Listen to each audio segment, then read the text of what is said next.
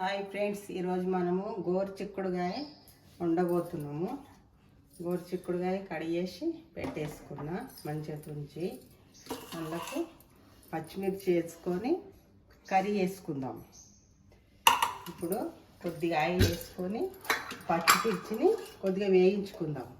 కొద్దిగా ఆయిల్ వేసి పచ్చిమిర్చి వేయించుకుంటే కొద్దిగా ఘాటు ఎక్కువ.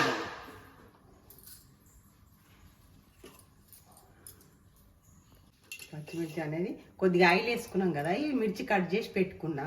అందుకు కావాల్సినంత మనం అందాల బట్టి కట్ చేసి పెట్టేసుకోవాలి. ఇప్పుడు కొద్దిగా వేయించుకోవాలి, కొద్దిగానే వేయించుకోవాలి, ఎక్కువ వేయించవద్దు. ఎక్కువ వేయిస్తే తప్ప పడిపోతుంది. వేయించుకొని మంచిగా మనము మిక్సీ జార్లు వేసి సరిపడు ఉప్పు వేసుకొని ఈ పచ్చిమిర్చి మనం మిక్సీ పట్టేసుకోవాలి. కొద్దిగా ఇట్లా ఎక్కువ వేసుకోవద్దు, ఇవి ఈ మాదిరిగా వేసుకోవాలి. ఇప్పుడు ఇది మనం మిక్సీ జార్లోకి వేసి తీసేసుకోవాలి. ఇట్లా ఆయిల్ రాకుండా మిక్సీ జార్లో తీసుకొని మనము మిక్సీ పట్టేసుకుందాం. ఇలా ఆయిల్ ఉన్నా కానీ అడుక్కుండిపోతుంది. ఇట్లా కొద్దిగా చల్లారాలి. ఇది కొద్దిగా చల్లారినాక మనం మిక్సీ పట్టేసుకుందాం.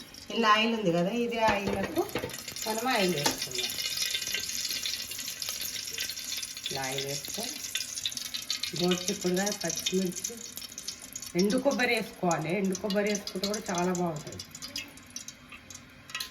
వేసుకొని కొద్దిగా ఈ ఆయిల్ వేడి కావాలి.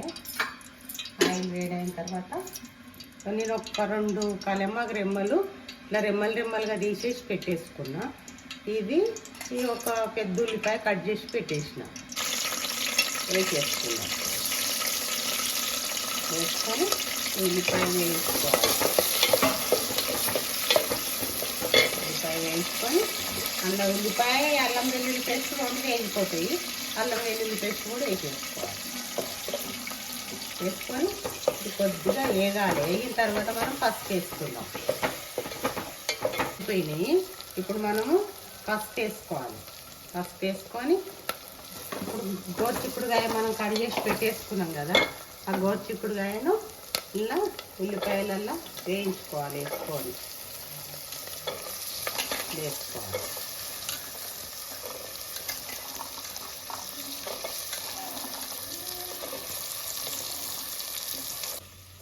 ఇట్లా మంచిగా కలిపి మనం ఈ పచ్చిమిర్చి వేయించి పెట్టుకున్నాం కదా, అది మిక్సీ పట్టేసుకుందాము. ఆలోపు మనము ఇది ఉడికించుకోవాలి కదా. మనం ఇలా వాటర్ పోసుకోవద్దు. గోరుచిక్కుడుగా చాలా టైం పడుతుంది ఉడకడానికి. అందుకే ఇక ఒక ప్లేట్లో నీళ్ళు తీసుకొని వాటర్ తీసుకొని పట్టేసి ఇక దీనిపైన పెట్టాలి. ఆవిరి అనేది ఒక్కొక్క చుక్క గోరుచిక్కుడుగాయ మీద పడి మంచిగా ఉడికిపోతుంది. అది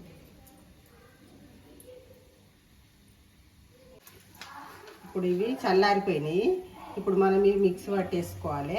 ఇండ్లకు సరిపడా సాల్ట్ వేసేసుకొని మనము మిక్సీ పట్టేసుకుందాం.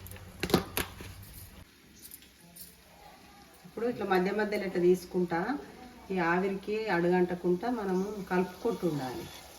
ఇట్లా పక్కన పెట్టేసుకొని కలుపుకోవాలి.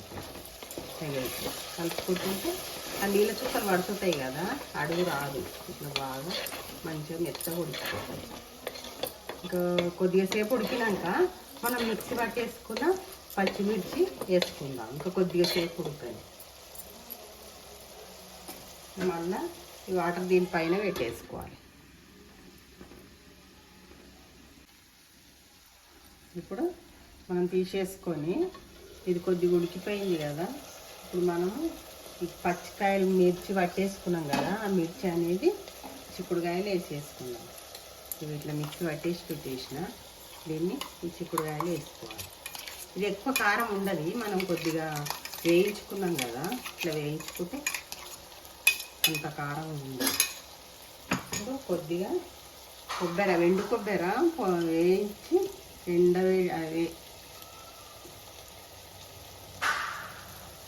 ఎండు కొబ్బరి కట్ చేసి వేయించిన, ఇది మిక్సీ పట్టేసిన. ఈ ఎండు కొబ్బరి కూడా ఇలా కొద్దిగా ఒక స్పూన్ వేసేసుకున్నా. ఇంకా కొద్దిగా వేసుకొని ఇది కూడా కలుపుకున్నాం. ఇంకా కొద్దిగా సేపు మళ్ళీ ఉడికించుకుందాము. మళ్ళీ అట్లనే మూట పెట్టేసుకొని ఉడికించుకుందాం. మనం వాటర్ పోసుకోవద్దు. వాటర్ పోసుకుంటే చప్పబడిపోయి టేస్ట్ ఉండదు.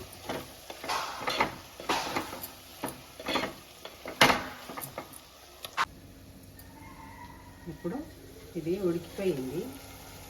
మనము కలుపుకొని కొత్తిమీర కట్ చేసి పెట్టేసిన కొత్తిమీర ఇందులో వేసేసుకున్నాం.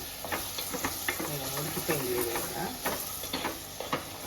కొత్తిమీర వేసేసుకొని స్టవ్ బంద్ చేసుకుంటే గోరుచిక్కుడుకాయ కూర రెడీ అయిపోయినట్టే.